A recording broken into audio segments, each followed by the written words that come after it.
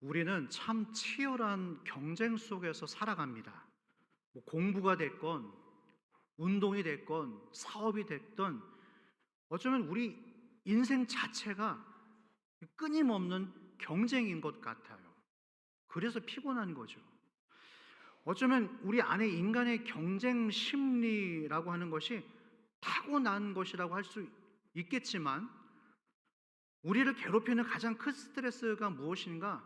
이처럼 살아가면서 누군가와 끊임없이 경쟁해야 되어야만 하는, 이게 피곤한 것 같아요. 사실 지난 한 주간도 내가 뭐 때문에 그렇게 피곤했을까? 내 감정에 시달렸을까?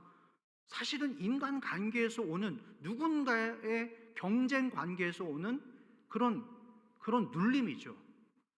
물론 여러분, 경쟁이라고 하는 것 자체가 나쁜 거는 아닙니다. 선의의 경쟁을 통해서 서로 간에 동반 성장이 가능하기 때문에 경쟁 자체가 나쁜 것은 아니에요.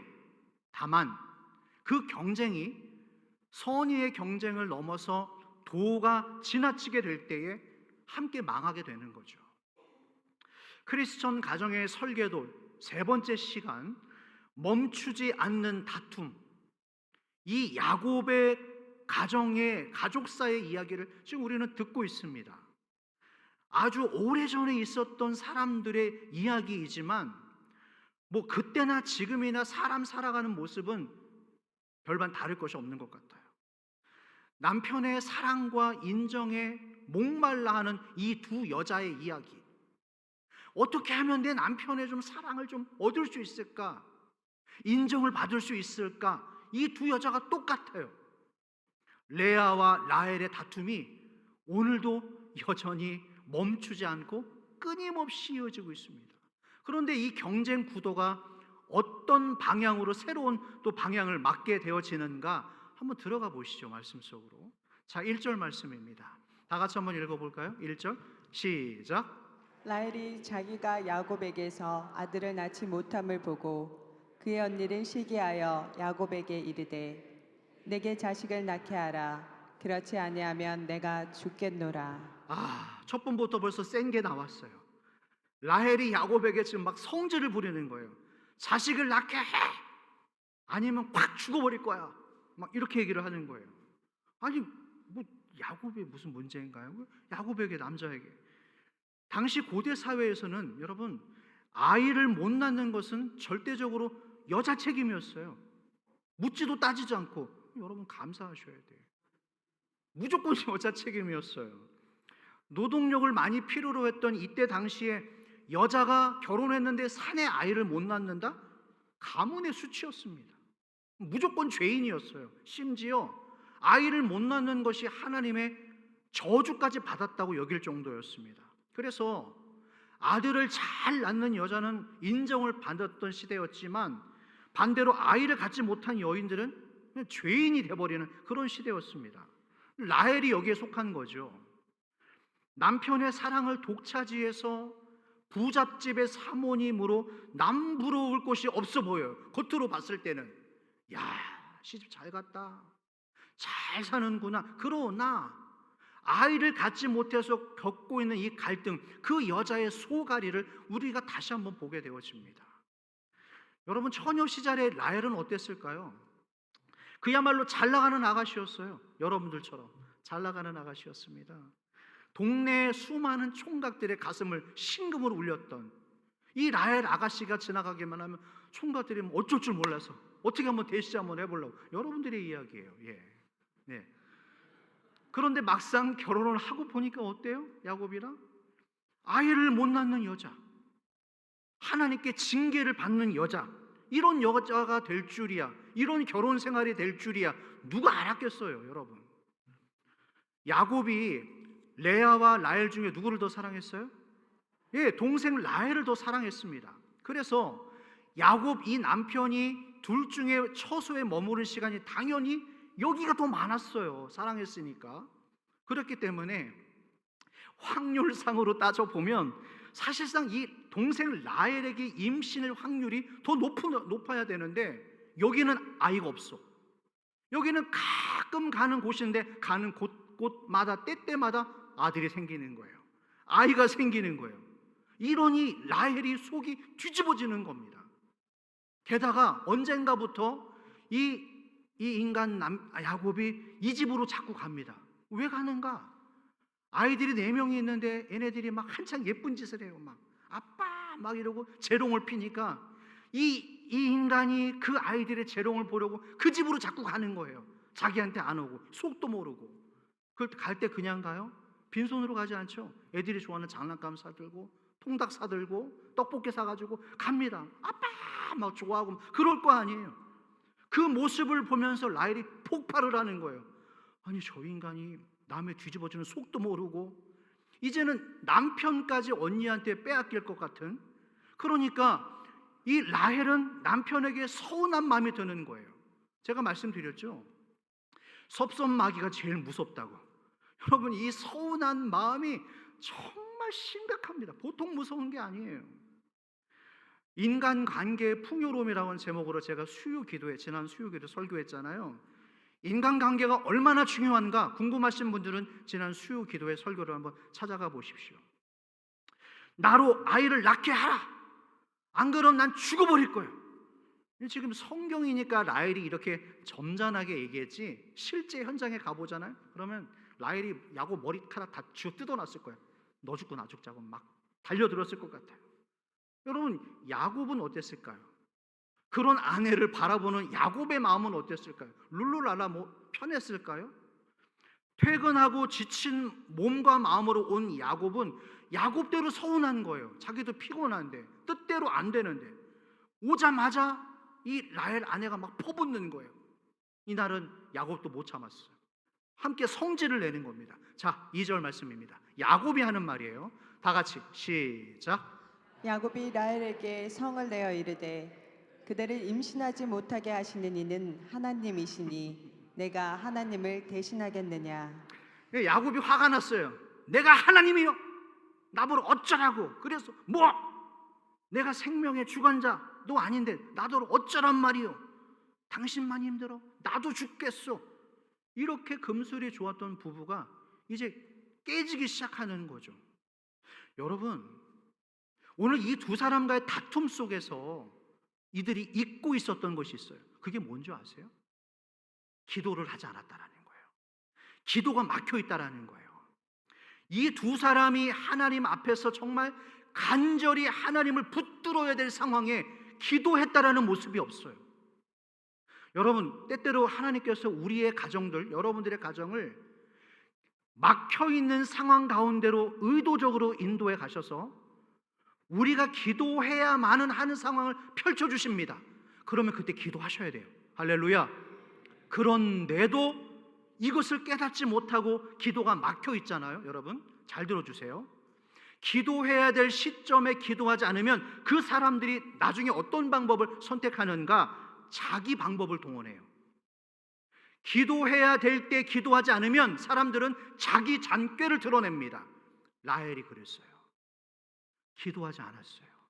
이때 하나님 앞에 엎드려 기도했으면 역사가 달라졌을 것인데 기도하지 않습니다.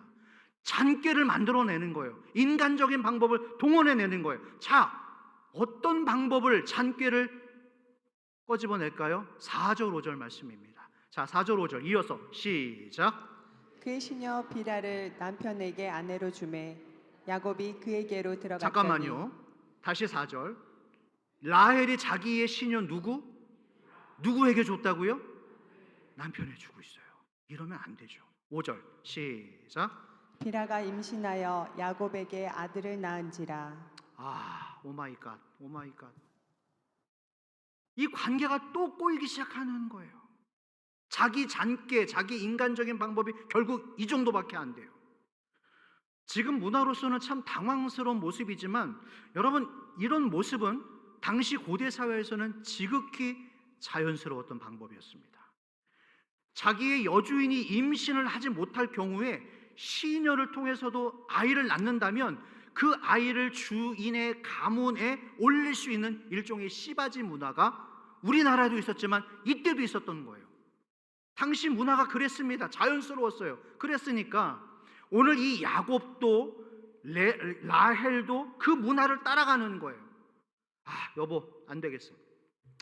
이렇게 싸울 바에는 차라리 그냥 이 방법이 낫겠다. 하지만 여러분 기억하십시오. 이 인간적인 방법에서 또 다른 문제가 생기고 또 다른 문제가 계속 발단이 되는 거예요. 생겨 나오는 거예요. 자, 6절 말씀입니다. 어떤 문제들이 또 나올까요? 6절 시작. 라헬이 이르되 하나님이 내 억울함을 푸시려고 내 호소를 들으사 내게 아들을 주셨다 하고 이로 말미암아 그의 이름을 단이라 하였으며. 자, 여종 비라를 통해서 첫 번째 아들이 나왔습니다. 아들의 이름이 뭐예요? 단이에요. 뜻은 내 호소를 들으사 내게 아들을 주셨다. 저는 라헬이 생각했을 것 같아요. 내 억울함, 내 호소를 하나님이 들으셨다. 그래서 아들의 이름을 단이라고 했답니다. 하나님이 살아계시는구나. 내가 그렇게 간절히 기대하고 기도했더니 하나님께서 내 기도를 들으셔서 내 마음을 아셔서 아들을 주셨구나. 용기를 내자. 어쩌면은 오늘 말씀에 기록되지는 않았지만 라헬이 이 사건을 계기로 다시금 기도할 마음이 생겼을 거예요. 무슨 말이냐? 이때까지 라헬은 아쉬울 것이 없었습니다. 기도할 필요가 없었어요. 자기 힘과 자기 뜻대로 모든 것을 이루고 살아왔기 때문에, 처녀 시절에도 동네 남자들에게 인기를 한 몸에 받았기 때문에, 외로웠던 적이 없었기 때문에, 결혼해서도 남편 사랑 독차지했기 때문에 아쉬울 것이 없었어요. 왜 기도합니까? 아쉬울 게 없는데, 모든 것들이 자기 뜻대로 잘 나가고 있는데 왜 기도를 굳이 할 필요가 있겠어요? 그런데 아이를 낳지 못하는 여자로 이 동네 방랑에 입소문이 퍼지기 시작하면서 이 라헬의 마음이 가난해지기 시작한 거예요. 이전에 한 번도 경험해 보지 못했던 자존심이 구겨지고, 내가 옛날에 이러지 않았는데 바닥으로 떨어지고 갈급해지기 시작하면서 드디어 기도하기 시작했다라는 거예요. 할렐루야. 여러분들에게 질문 하나 할까요? 여러분들은 언제부터 기도하셨습니까? 아니 언제부터 기도하실 거예요? 이 질문이 맞겠네요. 여러분 언제부터 기도하실 거예요? 주여. 언제부터 기도하실 겁니까? 아마도 잘 나가고 평탄했을 때는 우리는 기도하지 않아요. 집에서 좋은 소식이 끊임없이 일어나고 우리 아이들 잘 되고 남편 승진, 돈 참 벌어올 때는 우리는 기도하지 않아요. 그런데 어떨 때 기도하게 되어지죠? 내 힘으로 안 될 때, 내 소망이 무너지고 있을 때, 믿었던 사람들에게 철저히 배신당할 때, 내 심령이 가난하게 될 때, 내 계획과 내 뜻이 철저하게 꺾이게 될 때, 또 물질의 시험이 동서남북 사방으로 찾아옵니다. 한 번도 경험해보지 않았던 일이에요. 지금 이 물질의 궁핍함이 찾아오기 시작했어요. 이런 때에 기도하기 시작한다라는, 차라리 그때라도 기도하면 괜찮죠. 이와 같은 세상의 풍파를 맞고 있으면서도 끝까지 기도하지 않는 사람들이 있어요. 속히 돌아오시기를 주의 이름으로 축원합니다. 기도하셔야 돼요. 라헬의 질투심에서 자기 시녀를 통해서 얻은 아들 단, 이 단이 나중에 어떻게 사냐면, 야곱과 모세가 예언하기를 이 단 지파는 뱀 같기도 했고 사자 새끼라고 그랬어요. 사자와 같이 용맹하고 힘이 셌다고 했습니다. 그런데 그 힘을 잘못 사용하면 뱀처럼 남에게 해를 끼치는 민족, 정말 그렇게 살아갑니다. 희한하죠, 여러분. 그렇게 여러분, 제가 누차 말씀드렸죠. 우리에게 대물림되고 있는 것을 끊어버릴 사람들이 있어야 되는 거예요. 중재자가 있어야 되는 거예요. 단이 그렇게 살아갑니다. 힘은 셌어요. 아무튼 싸움은 진짜 잘했어요. 그래서 무력으로 많은 곳을 점령했던 족속이 바로 이 단지파예요. 끝이 아닙니다. 그 라헬의 시녀 비라가 둘째 아들을 낳아요. 무슨 이렇게 아들을 잘 낳아요. 둘째 아들, 8절입니다. 8절 한번 읽어볼까요? 시작. 라헬이 이르되 내가 언니와 크게 경쟁하여 이겼다 하고 그의 이름을 납달리라 하였더라. 정말 안타깝습니다. 둘째 아들을 낳았어요. 시녀를 통해서. 이름이 뭐예요? 뜻이 뭡니까? 내가 언니와 경쟁해서 이겼다. 이게 뭐 중요해? 내가 언니와 경쟁해서 이겼다. 그래서 납달리. 그런데 이 납달리 이 친구는 자기 형 단과 또 다른 인생을 살아갑니다. 저는 이게 너무 신기한 거예요. 같은 뱃속, 같은 부모, 같은 환경에서 자랐는데 단은 이렇게 어려운 인생을 살아가는데 이 납달리는 완전히 복스러운 삶을 살아갑니다. 하나만 예로 들어볼게요. 이 납달리가 훗날에 어느 지역을 장악하게 되냐면 갈릴리 바다의 남방 지역, 그러니까 예수님의 사역의 주 무대가 바로 여기입니다. 가장 많은 기적을 일으키셨던 가버나움이 여기에 있었고요. 또 예수님의 팔복설교, 오병이어 사건이 다 여기서 일어납니다. 최고의 땅인 거예요. 이 납달리 지파가 얻었던 그 지역은 우리나라로 말하자면 강남, 용산, 완전 노른자 위 땅, 거기를 얻었습니다. 이곳은 여러분 숲이 울창해요. 그리고 물이 풍부하고 따뜻하고 경치가 좋기 때문에 아름다운 곳이었습니다. 납달리가 거기 갔다라는 거예요. 희한하죠. 출생도 똑같고 부모도 똑같은데 왜 이와 같이 다른 인생을 살아가는가? 뭐 저도 잘 모르겠습니다만 하나님의 주권으로밖에는 해석이 안 되는 거예요. 하나님의 다스림. 어떤 사람들은 신기한 게도 축복받을 여건을 다 가지고 있음에도 불구하고 있는데도 비참하게 살아가는 사람들이 있어요. 신기하지 않아요?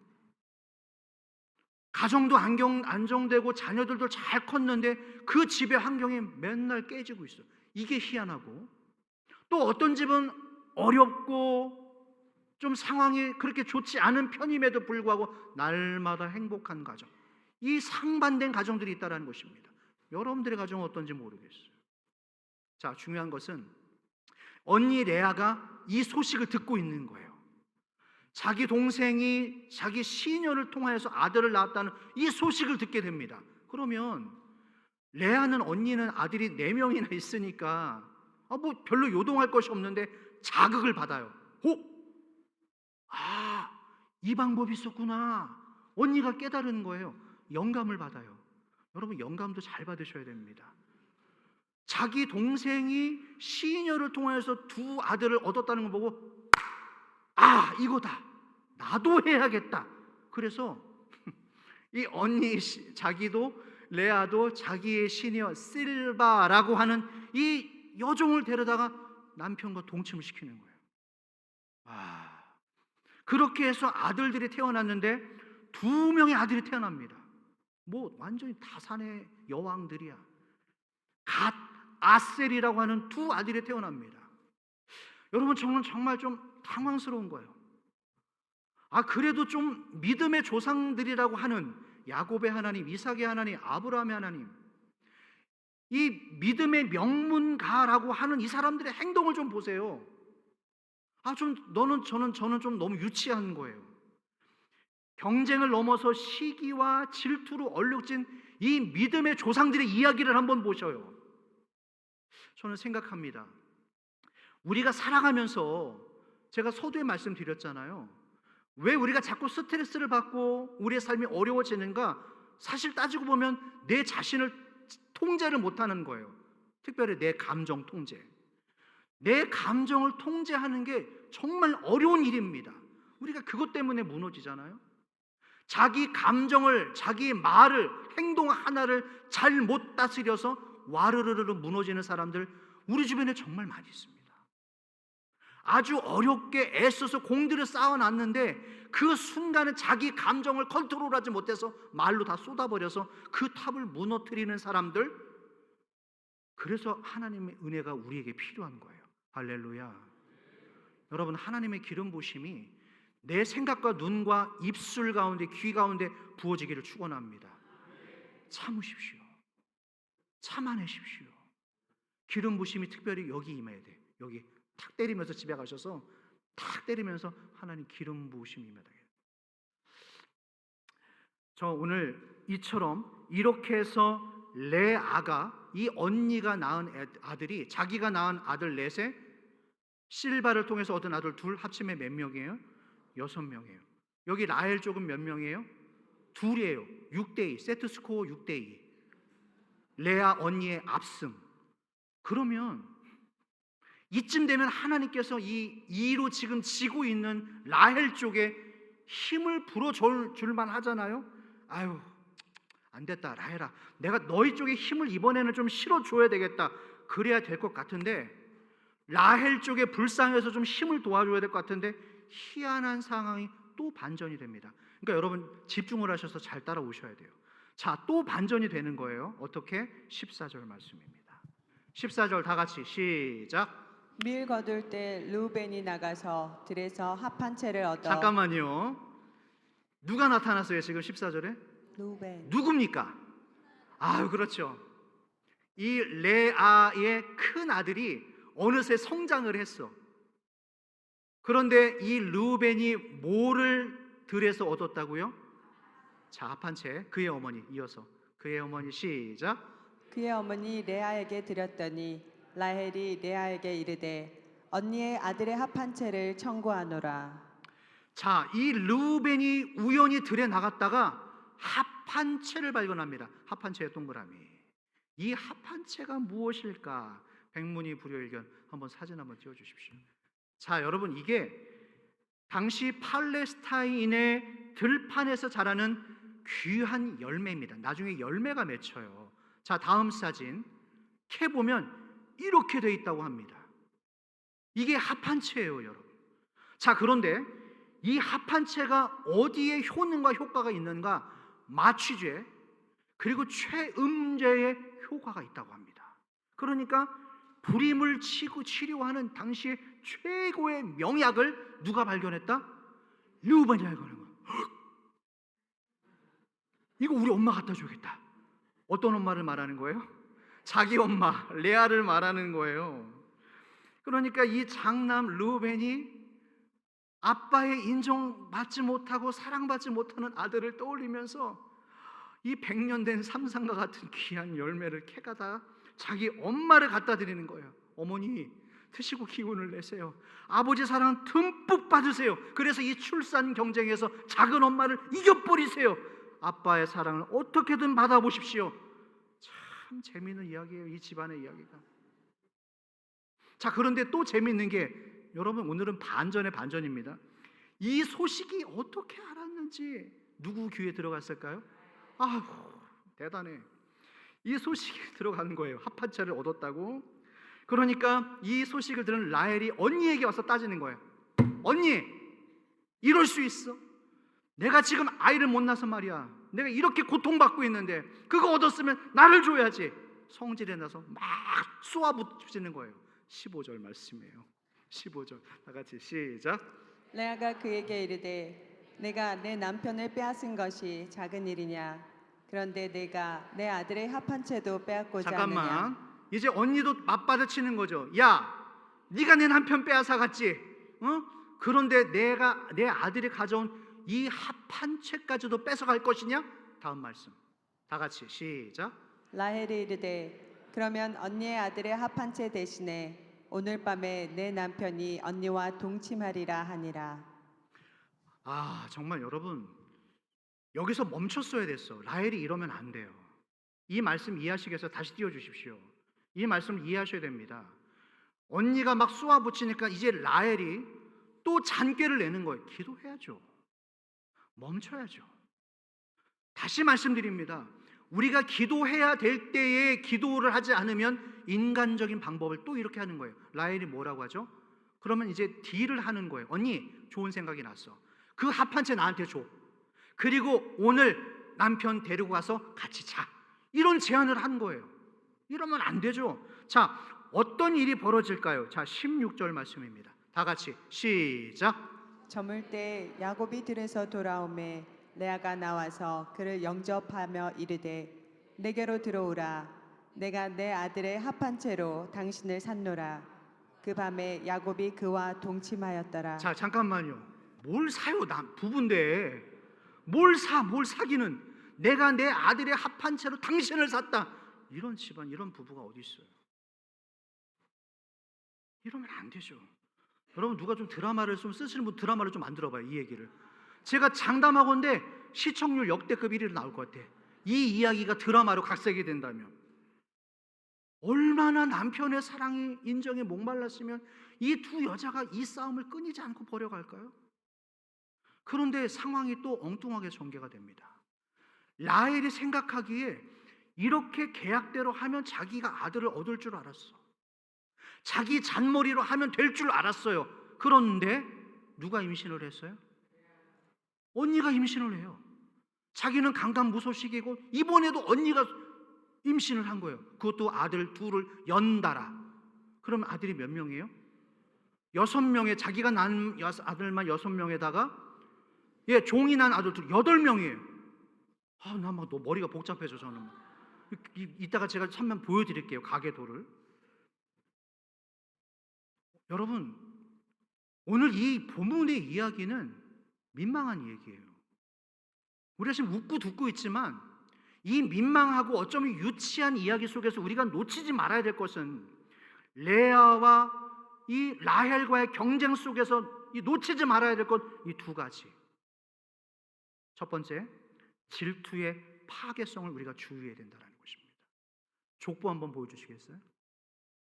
족보를 한번 보여주십시오. 자, 이렇게 지금 되어 있는 거예요. 야곱에게서 실제적으로 4명의 아내가 있고요. 자, 레아에게서 저 아들이 있었고, 나중에 오른쪽으로 노란색 가보시면 이사갈과 수블론, 디나가 아들입니까 딸입니까? 딸이에요. 7명의 자녀를 낳아요.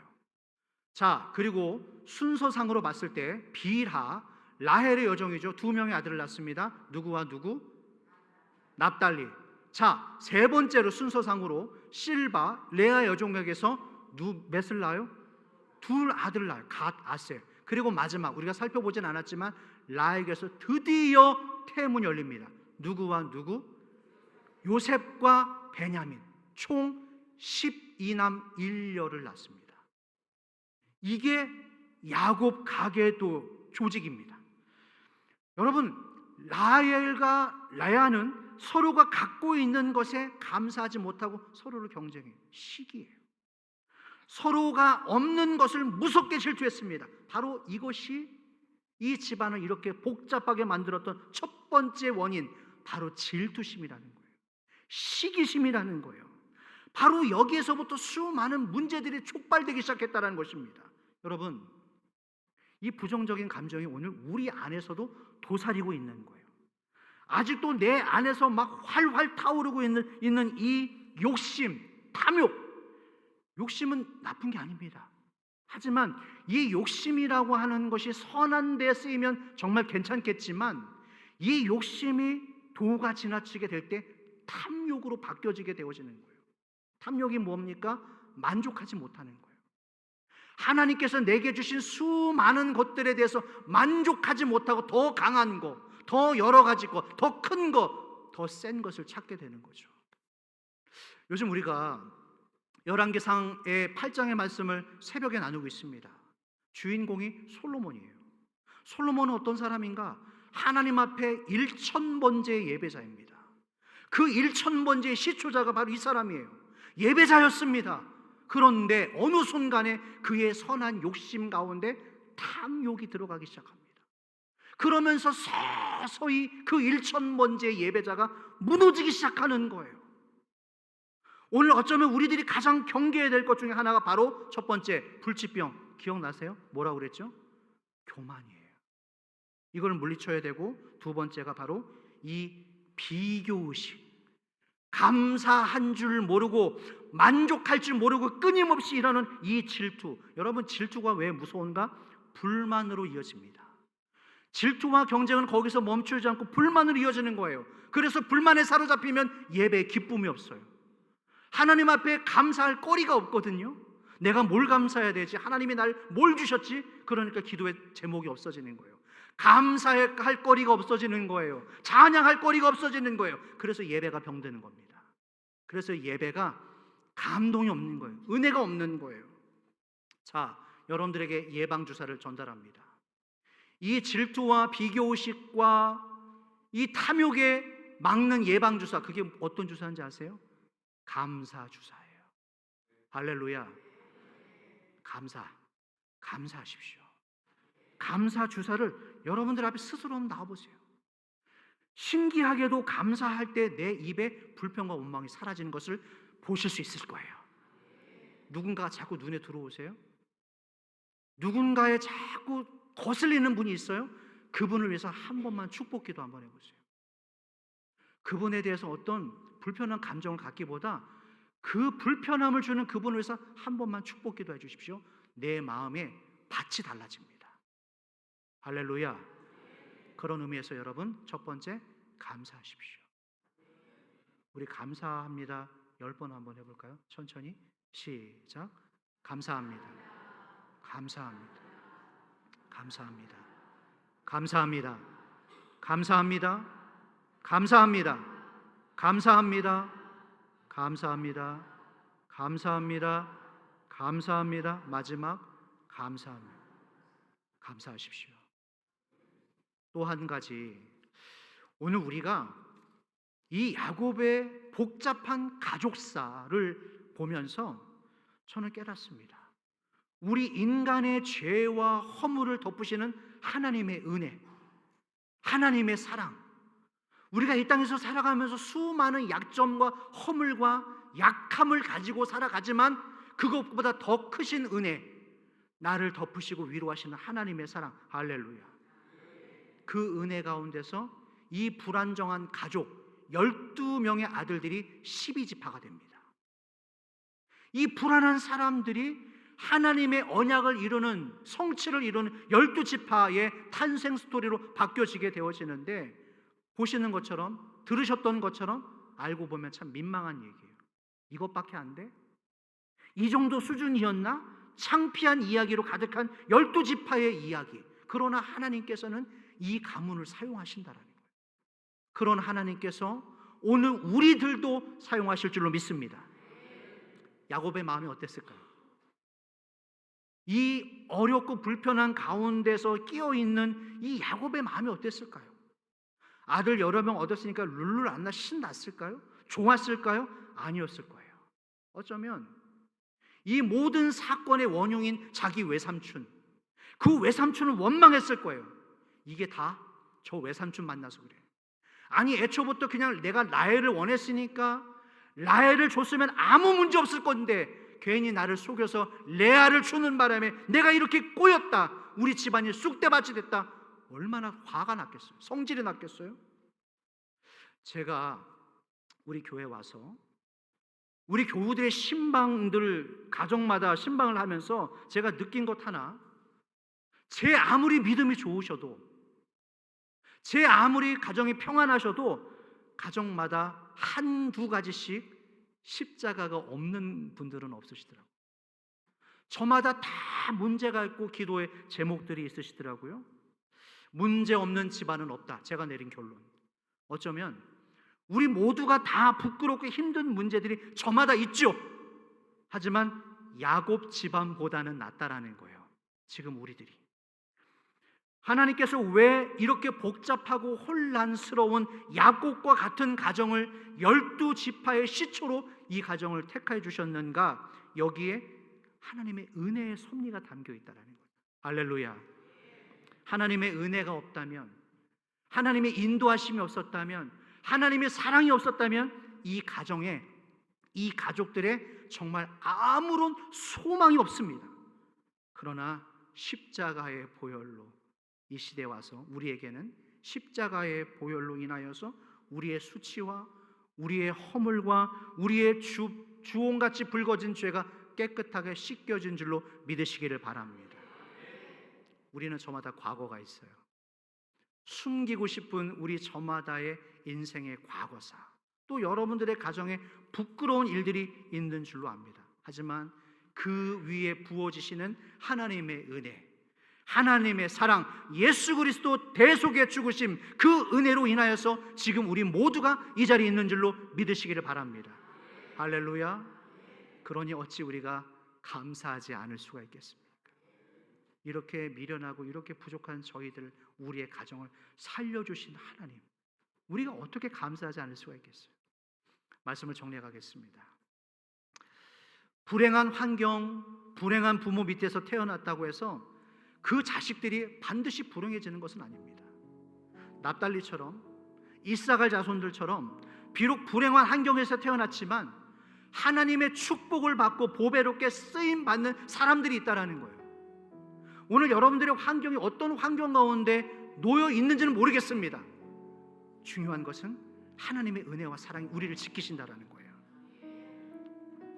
그러므로 중요한 것은 내가 과거에 어떤 죄를 지었고 어떻게 살아왔느냐가 중요한 것이 아니라 오늘 지금 이 순간에 나와 내 가족들이 십자가를 통과하고 있는가, 통과했는가, 그게 중요하다는 거예요.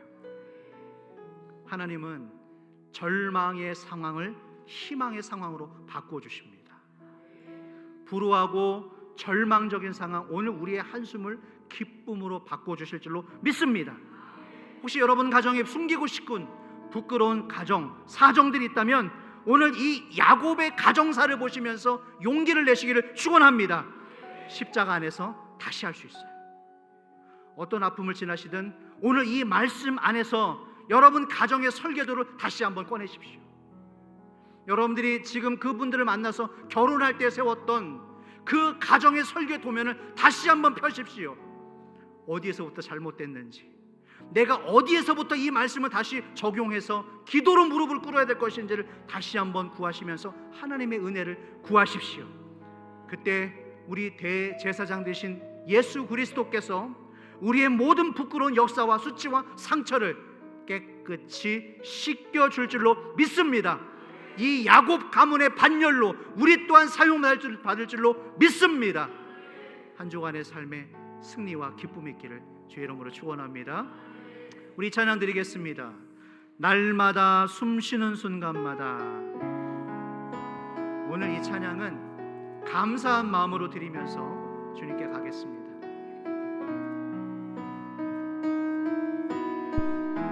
날마다 숨쉬는 순간마다, 날마다 숨쉬는 순간마다 내 앞에 어려운 일 보내 주님한테 이 몸을 맡기네.